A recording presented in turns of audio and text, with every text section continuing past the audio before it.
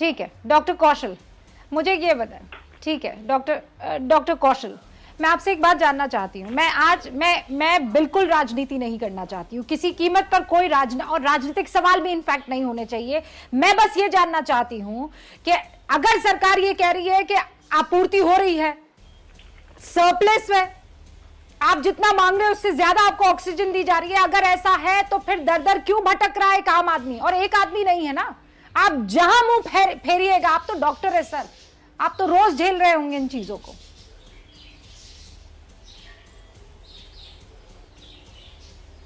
रूबिका जी, मैं कहना चाहूँगा गलती किसी की नहीं, गलती तो हमारी है। हमारी मतलब मेरी है एज ए एक्सपर्ट।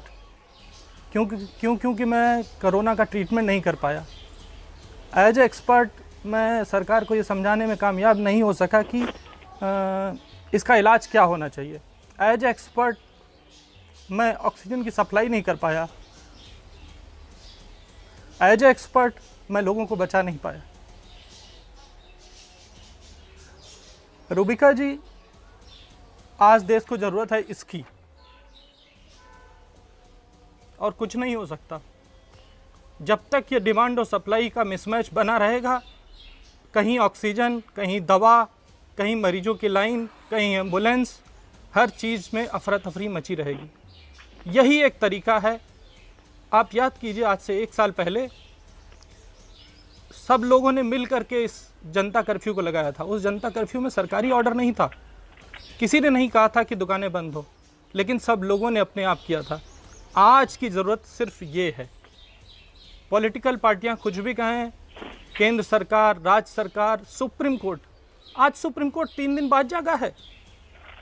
4 दिन पहले जब हाई कोर्ट ने कुछ ऑर्डर दिए थे, उसको स्टे करने के लिए सुप्रीम कोर्ट बड़ी वीरता से आगे आया था। फिर आज वो क्यों देख रहा है?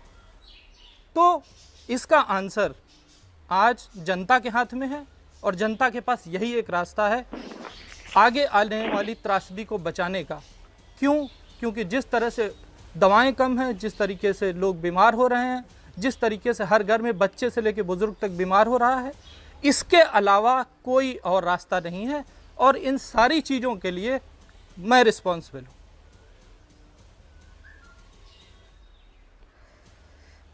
डॉक्टर कांत, जितने भावुक आप इसके अलावा मुझे कुछ नहीं कहना। उतने भावुक हम तमाम लोग हैं, इसमें कोई दो राय नहीं है।